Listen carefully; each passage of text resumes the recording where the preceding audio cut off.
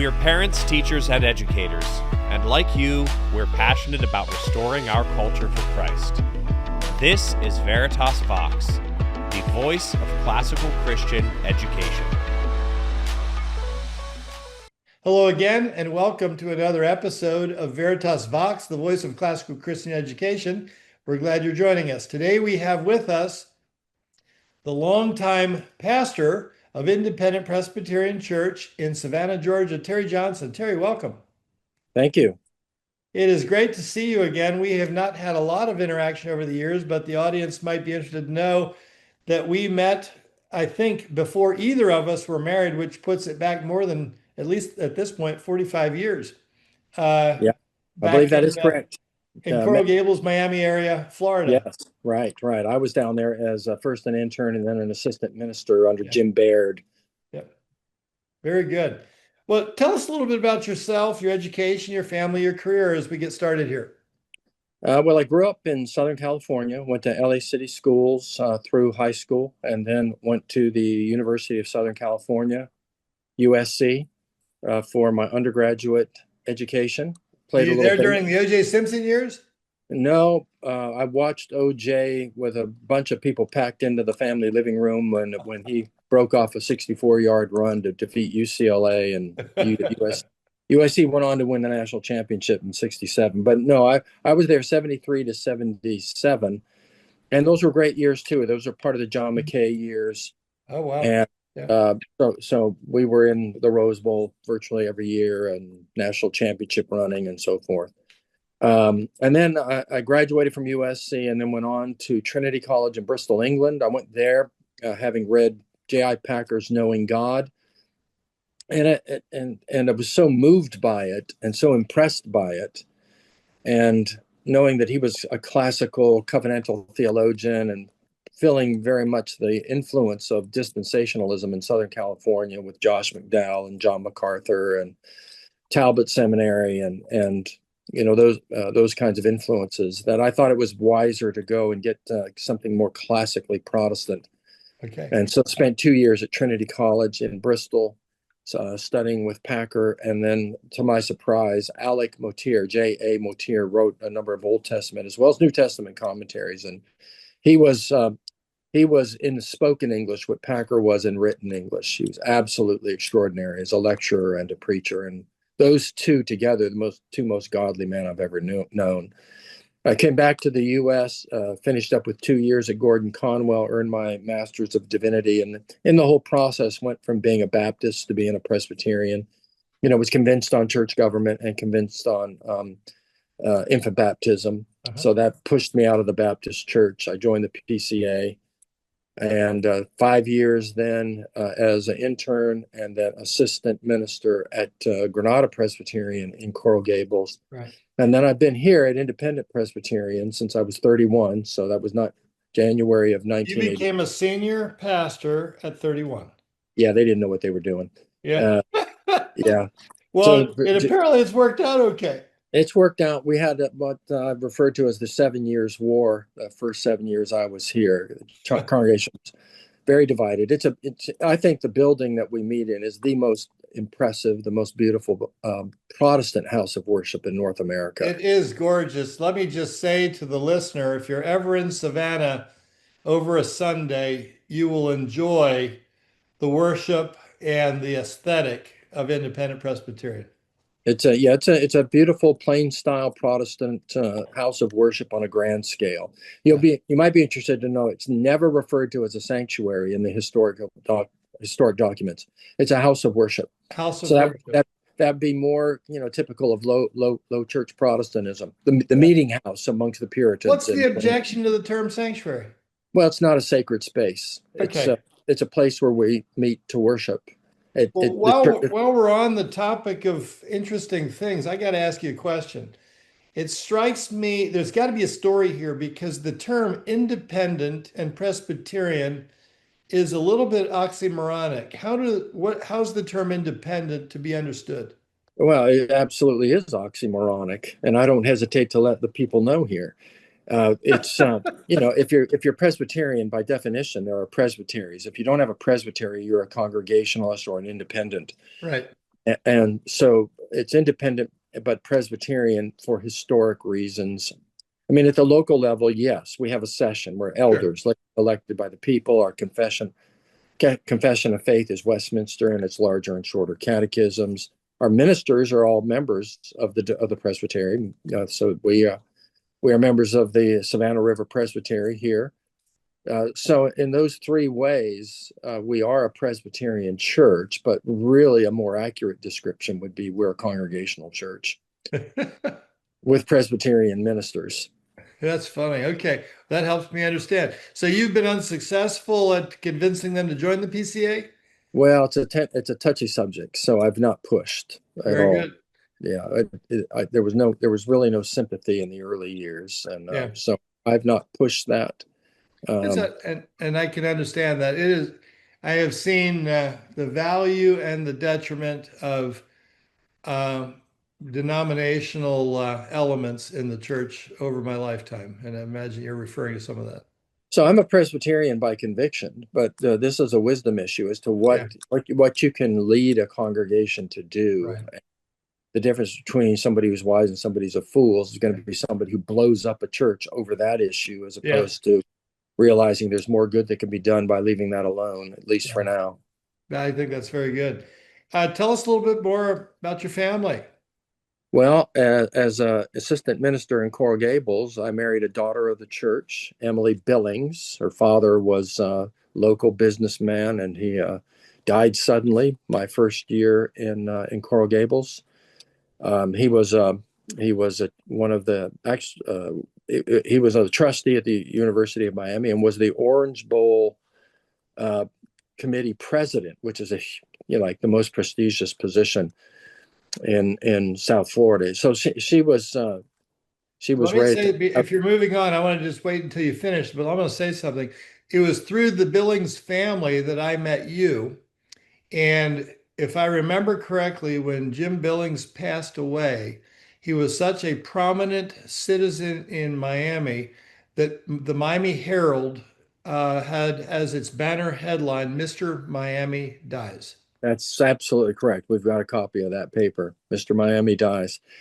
Yeah, so she was just 16 years old at the time, but eventually during my time there, my relationship to Emily evolved, shall we say. And we married 6 months before I came to Savannah. So when we arrived here, Emily was 20 and I was 31. That is very young for such a historic and established church. And let me just say for the audience, I was not involved in that at all, but I was around it close enough to know that you handled that romantic interest exceptionally well. Well, you're kind. You're kind. And so it's all worked out beautifully. We have 5 children. They've all married, and we have now 14 as of yesterday grandchildren, 2 more on the way. So it's been a fruitful union in many different ways. That's wonderful. Well, let's jump right in. There are kind of 2 topics I want to talk about today. The first one is to talk about what I would call the least regarded commandment. And I want to hear you talk about that because I've heard you talk about it before. The second one is to talk a little bit about Veritas Academy, Savannah, a classical school that you started many years ago and had an interesting approach to it in its onset, being one of the early, what I would call university model schools. I understand it's evolved from that point, but I want to hear a little bit about your thinking about how it came together. But first, talk about the 4th commandment. Remember the Sabbath day to keep it holy. In our brief conversation before we turned on the microphone, I mentioned to you, it seems to me the least regarded commandment of what we might call the Big Ten, the 10 Commandments. I know you agree with that. Tell me why you think that's true. Well, I can give you the longer explanation in this Banner of Truth booklet for anyone who wants to. We're all about promotion. Go right ahead. And there's a picture of the church, by the way, for your people who would have no idea what building we were talking about. Very good. But it's ironic that people generally recognize the other 9 commandments, and yet they want to reach into the middle of the 10, pluck out the 4, and show no regard for it. And that's really unprecedented not only in the history of the church, but especially in the history of Protestantism, where there's always been a strong um, Sabbatarian ethic. And indeed, I can remember as a child growing up, even in Southern California, where, the stores were closed and there was Doors were closed. I remember it that way too. so you're talking late 50s and into the mid 1960s. This was still a Sunday Sabbath keeping culture. And I think that professional sports had an impact. College sports didn't have games on Sundays, but that Sunday was the NFL's day. And it was not until I think 1930 something or other where it was Philadelphia. No, once again, it was Pittsburgh. Pittsburgh Pirates were allowed by the city fathers to play on Sunday. And then the NFL, and I think the opening of the malls also had an impact. Prior to that, most stores were standalone. They weren't in clumps like malls. But, the malls opened and there was a requirement that the stores remained open. And it became a shopping day as a result. So sports day, shopping day. And I think that those two things, the desire to, get your business done and leisure activities, I think that led to the breakdown of the Sabbath. And in other words, it was no longer a day dedicated to the things of God. It was now a day in which you catch up on other things and you enjoy your own leisure pursuits, which I think is a disaster. And if I could sum up why I think it is particularly a disaster, I believe there is no commandment of God except that there is a reason for it. Now, in other words, there are no arbitrary commands just imposed. Right. Now, I think don't eat of the fruit. I think that was an arbitrary command. It was the naked word of God, and is Adam going to obey it? But I think ever since, all the commandments are for our good. Well, then what's the point of the fourth commandment? Well, apparently, we will not spiritually thrive unless we set aside a day. I mean, it's one thing to have your own private devotions Monday through Saturday, or in a prayer meeting on Wednesday night, and so forth and so on. But it's in the nature of things that we, as believers in this world, under God, we need a whole day set aside for the things of God, devoted to the things of God, where we set aside all of our worldly activities, worldly employments and recreations, as I think the language in the catechisms, and we devote the whole day, 24 hours, to the things of God. It's only when we do that that we will flourish. And it's only when we do that, the reason why it's only then is because it's built into the nature of things. So that the command is not arbitrary. The command is given because that is what we need. We need a day devoted to the things of God. If we fail to do that, well, we're not going to thrive flourishly to the degree that we would have if we had devoted a day out of 7, that is the Lord's Day, the day of the resurrection, Sunday, entirely to the things of God from start to finish. That's it. So clearly, that is not where we are.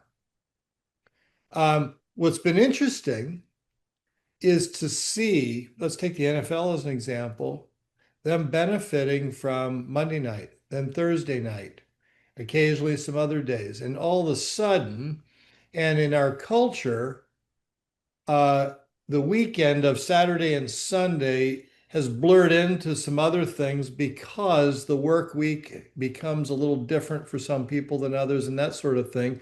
And so there's been some element of accidental, probably economically driven modification of an exclusive NFL on Sunday, as an example.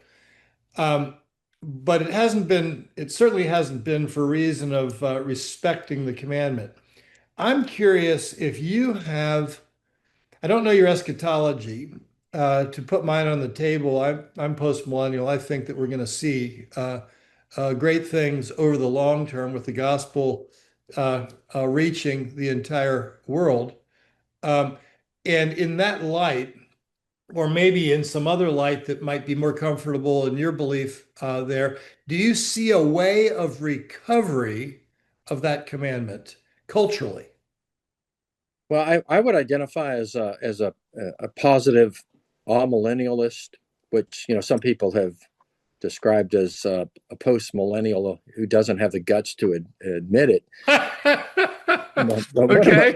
one of my favorite books of all time is Ian Murray's book, The Puritan Hope, and that he chronologues how that the modern missionary movement was driven by a kind of post-millennial view of the conversion of the world. So you go back to William Carey and then right on through to the beginning of the 20th century, missionaries poured into the mission field because they were convinced that the gospel was going to conquer the world. And there's a famous statement by William Carey himself when Krishna Pal was converted, the first Indian convert. He'd been in India for 5 years without a convert. And then the first convert was made.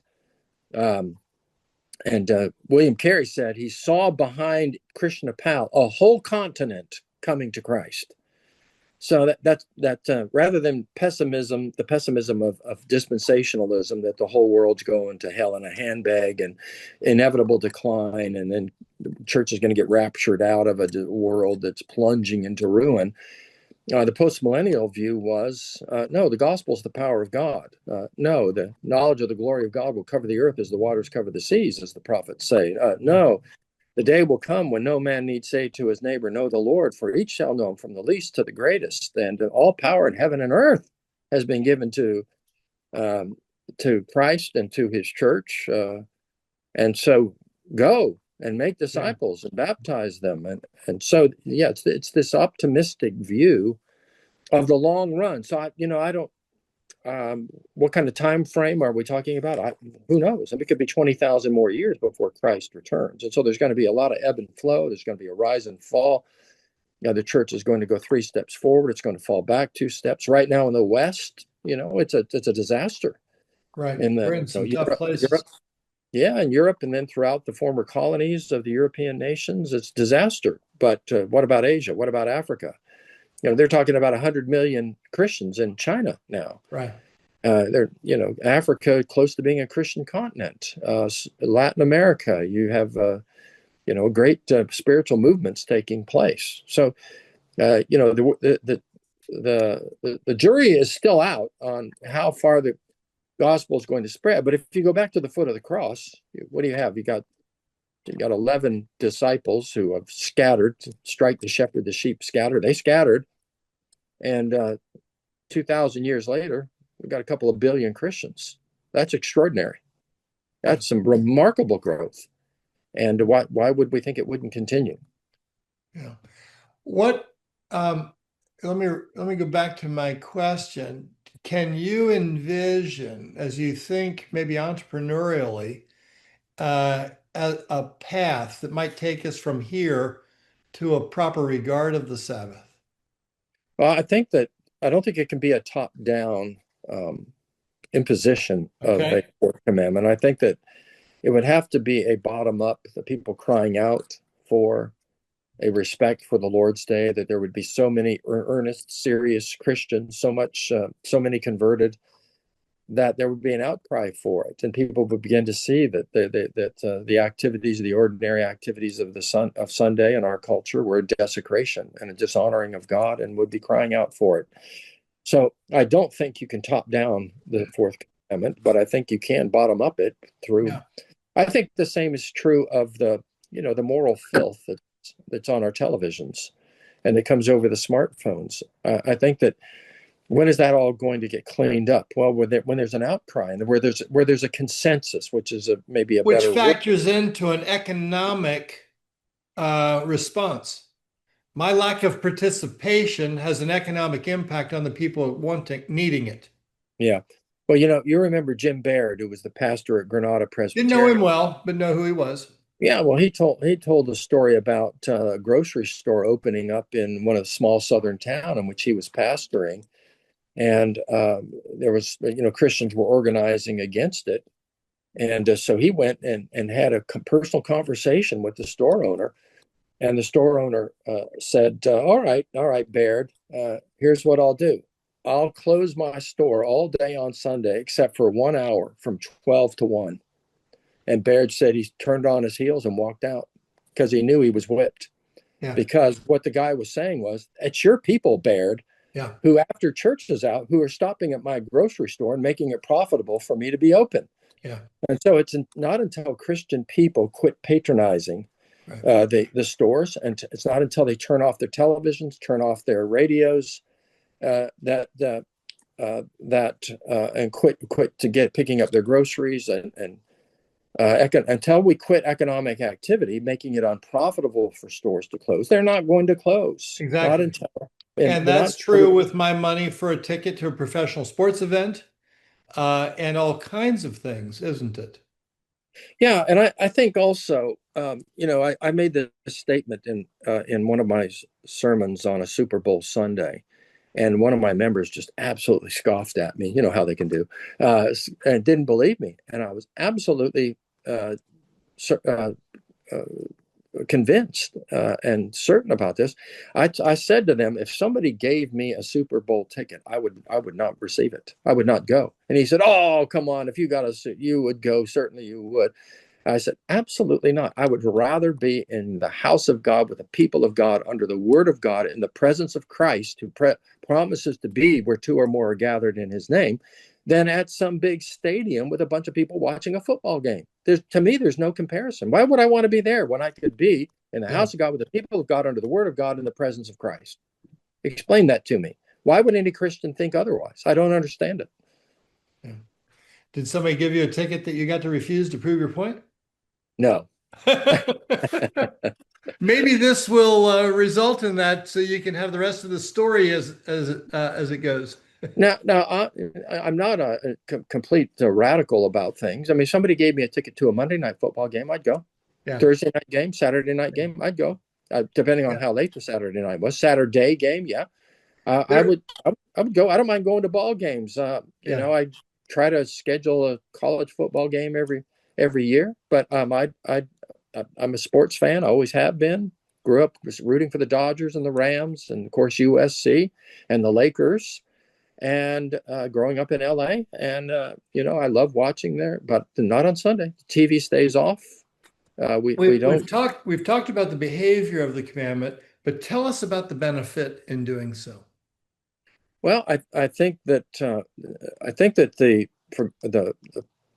the pattern of the morning and evening service and Sabbath observance, I think they go hand in hand. Okay. I think that where you don't have a strong Sabbath doctrine, I think you're unlikely to understand the responsibility to come back for Sunday night. And I think that where you don't have a Sunday night, you're unlikely to keep the whole day holy. So in other words, there's a rhythm to a church which has a morning and evening service. You go to, typically in our church situation, you go to Sunday school in the morning, then you go to the morning worship service, then you go home, you have lunch, we take naps, we get up from our naps, we might have a beverage or something at that point. We go back for the Sunday night service. In our church, we have a meal every Sunday night. At the church? Yeah. So we hang around, we have a meal together. Can guests come to that? Yeah. I might make myself available sometime. Thank you. Come on. We socialize, and people go home about 8:00, and the day's over. You go home, and you get you relax a little bit more, and then you get ready for bed. You go to bed. So there's a rhythm there. The day is not dull and eventless. No, it's rather the kind of a purging of secular concerns. There's a real rest, a true rest from secular activity. The tyranny. I don't suffer from the tyranny of the urgent on Sunday. Right. Every other day of the week, well, I could be doing this. Well, I could be doing. In fact, Saturday suffers from that. I really should be mowing the lawn. I really should be raking the leaves. I really should be dusting the furniture. But Sunday, there's a louder voice that says, no, don't worry about it. You're not to do any of those things. I forbid you to do it. Now, that louder voice really helps me to relax and rest, even though I'm a preacher and I am working. And the historic understanding of the Sabbath is works of necessity, mercy, and piety are allowed. So you can teach Sunday school, you can work in the church nursery, you can preach, you can teach, you can play the organ. So works of piety, necessity, you get a flat tire, you change it. Mercy, you get sick, you can go to a hospital, doctors can work, pharmacists can work, nurses. But the ordinary secular activity is to be set aside for sacred activity, spiritual activity. Yeah. And growing up in Lancaster, Pennsylvania, in a Mennonite home and Mennonite community, the practice of the Sabbath was very different than it is today. And I don't believe we're the better for it in what it did. And you've really been able to articulate well some of those benefits, the reset and the rest, and the lack of being busied by conflicting objectives and priorities and just being able to put it all aside is really consistent with how God made us and how we can enjoy life more fully as a result. Absolutely. Yeah. And even though I'm, busily preaching and teaching, I still find it to be the most restful day of the week. I get a long nap in Sunday afternoon, and it's a beautiful thing. It's a beautiful, beautiful thing. I remember my father. You're reminding me of my father doing that and really seeing that as a child as a good model. The biggest challenge of Sunday is getting fully awake from the depth of that nap.